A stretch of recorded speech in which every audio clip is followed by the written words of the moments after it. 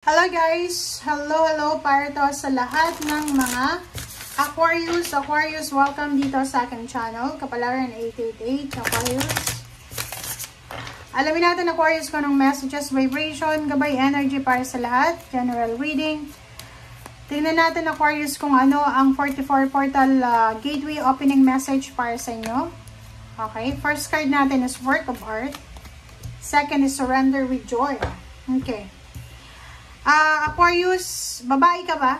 Kasi babae or lalaki, kasi depende naman yun sa mindset ng tao. Dito sinasabi na be the portrait of divine beauty. So, siguro may mga Aquarius na hindi sila kontento sa kung ano yung physical features nila, like sa ilong nila, sa mata, ganito, ganyan.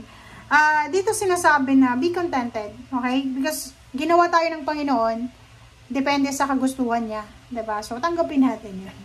Okay? So, yun.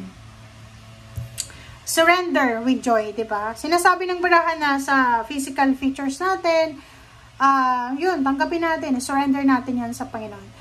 Dito naman sinasabi ng barahan na makukuha natin yung gusto natin by surrendering, diba? Tama naman to. Diba? So, sinasabi din sa'yo, Aquarius, na surrender to the flow of life. Let go, let God, let it flow. Bahala na, diba? Parang gano'n. So, this April, wag mong kontrolin ang sitwasyon. Hayaan mo lang kung ano yung mangyari, kung ano yung darating, kung ano yung mawawala, kung ano yung magbabago, magsisimula. Hayaan mo lang. Okay? Okay. Wow. First two cards natin, good news, balita, communication.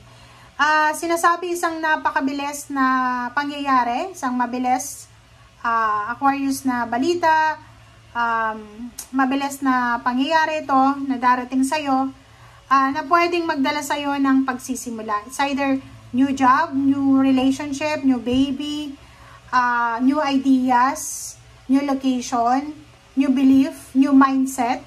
And huwag kang matakot kasi kung ano man tong pagbabago na papasok sa buhay mo, ay protected ka ng angels. Tingnan mo naman, diba?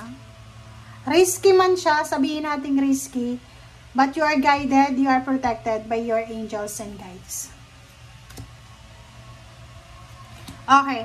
So, dito sinasabi ng baraha sa'yo na if ever man, Aquarius, may mag-offer sa'yo ng friendship, collaboration, love life, investment, sinasabi ng baraha sa'yo dito na magpo-progress siya. Diba? Pera, relationship, ang darating na to sa'yo, gagawin mo or magsisimula pa lang. Ito ay magpo-progress siya. Diba? Parang sinasabi na kung ano man tong darating sa'yo or pwedeng sisimulan mo simula ngayong April, you will be victorious. Ibig sabihin yan, kung ano man yan nasisimulan mo, magtatagumpay ka dyan. So, kung ano man, ibig sabihin, kung ano yung itatanim, rather, kung ano yung itatanim mo, this April, magbubunga yan. Magbubunga yan ng positive outcome. Diba? Tingnan mo to. Sinasabi ng barahan na open your heart, open yourself, at tanggapin natin, makinig tayo sa sinasabi ng ating intuition. Ano man itong magsisimula, siguradong magdadala to sa'yo ng positive outcome. Diba? But warning lang, sinasabi ng baraha sa'yo, warning lang guys, kasi etong gagawin mo na to na plano, kailangan mo dito ng ng strength, ng courage. Kasi gano'n naman talaga risky siya. So, pwedeng risky decision, pwedeng pangingibang bansa to, loan, parang gano'n, parang gusto mong umutang sa bangko, risky siya, sobrang risky. And sinasabi ng baraha sa'yo dito na wina-warningan ka ng ating baraha na pwedeng magdala to sa'yo ng interest, syempre, interest, stress, imbalance. So, mag-iingat ka sa risky decision na to, but make sure naman na yung gagawin mo ay pinag-isipan mo. Pero yung sinasabi ng baraha, kung ano man tong sisimulan mo, magdadala to sa'yo ng victory and success. Diba? Okay, King of Water. So, sa usaping relationship, nakikita natin na pwedeng may mga relationship na magsisimula. and yung relationship na to ay mauuwi sa kasal, engagement and kasal. So, pwedeng yun ang dala neto. Isang mabilis na relasyon ang magsisimula Aquarius na mauuwi sa kasal. Six of Earth and Ace of Water. So, nakikita natin dito na yung relationship na to na pwedeng papasok sa buhay mo ay hindi lang relationship yung dala niya. Financially, may dala-dali din siya eh. So, pwedeng yung taong ito na gustong pumasok sa buhay mo ay hindi lang love life yung dala. Ang dala-dala niya pa ay pera. Or pwedeng dala-dala niya is windfall talaga.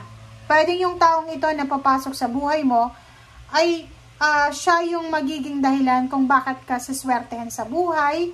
Siya yung makakatulong sa'yo para makuha mo yung success. Siya yung makakatulong sa'yo para ma-promote ka.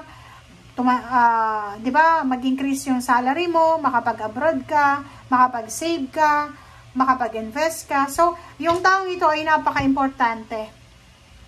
Okay.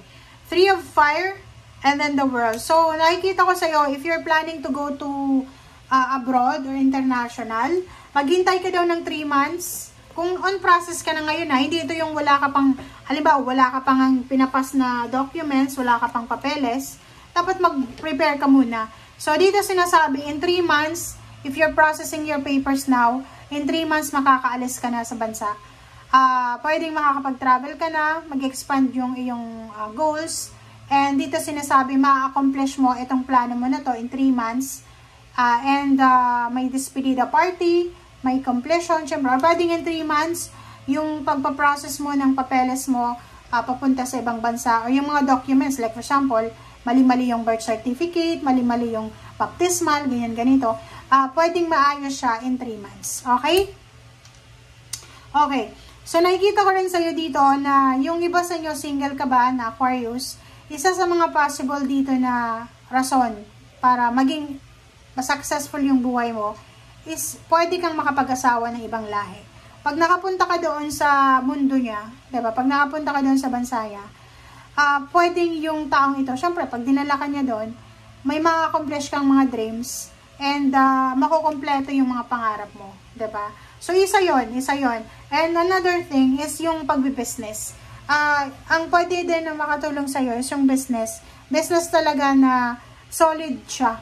And isa din na pwedeng makatulong sa'yo is yung mga tao, mga connection mo. Pwedeng boss, kaibigan, kamag-anak, or pwedeng bangko, yung makakatulong sa'yo para makuha mo yung financial success na yan. Okay?